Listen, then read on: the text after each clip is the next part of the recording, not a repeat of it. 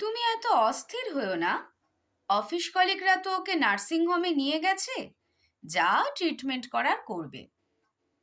ঘরের ছেলের অ্যাক্সিডেন্ট হলো আর চিন্তা করব না? তুই আবার খবর নে। তখনই ফোন করে মাকে আশ্বস্ত করতে ঝুমুর জানালো দেবশ্রীকে নিয়ে কলিগরা বেরিয়ে পড়েছে। নির্মীয়মান বিল্ডিংয়ের কাজকর্ম সুপারভাইজ করতে গিয়ে অসতর্কতায় দুর্ঘটনাটা ঘটে।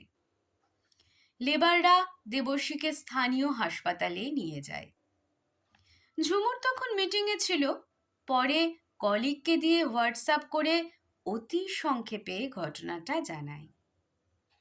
বন্ধুদের সঙ্গে চাঁদপুর বেড়াতে গিয়ে জলে ডুবে মারা গিয়েছিল ঝুমুরের ভাই। ফাঁকা বাড়িতে মাকে একলা রাখতে চায়নি ঝুমুর। দেবশ্রী সানন্দে শাশুড়ি মাকে নিজের বাড়িতে নিয়ে আসে। সেই সময় শোকাতুর আভা দেবীকে সস্নেহ যত্নে শুধু আগলে রাখেনি, নির্ঘুম চোখে রাত কাটানো মানুষটির পাশে বসে সহমর্মিতায় কত রাত যে জেগেছিল দেবশ্রী। না ফেরা পর্যন্ত ব্যালকনিতে ঠায় দাঁড়িয়ে আছেন আভা দেবী। আবাসনের গেটে ক্যাব এসে পৌঁছানো থেকে ফ্ল্যাটে ঢোকার সময়টুকুও ধৈর্য ধরছিল না। কলিং বেল বেজে উঠতেই ছুটে গেলেন। দরজার ওপারে দাঁড়িয়ে দেবশ্রী, হাতে কপালে ব্যান্ডেজ। ওর সারা গায়ে হাত বোলাতে বোলাতে বললেন, আহারে বাছার আমার কতই না লেগেছে। সন্তানের আঘাতে মায়ের চোখে কান্না ঝরছে। খুব বেশি আঘাত লাগেনি মা, তুমি কেঁদো না। ওকে জড়িয়ে ধরে ফ্ল্যাটে ঢুকে সোফায় বসলো দেবশ্রী।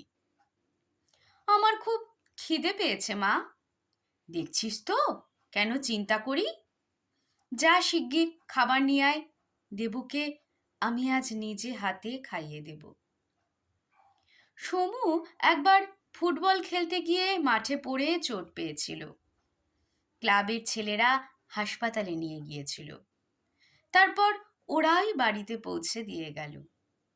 হাতে পায়ে মাথায় ব্যান্ডেজ করা অবস্থায় ছেলেকে দেখে সেদিন আভা দেবী এইভাবেই উতলা হয়েছিলেন। একটা প্রবাদ আছে, জম জামাই ভাগনা কেউ নয় আপনা।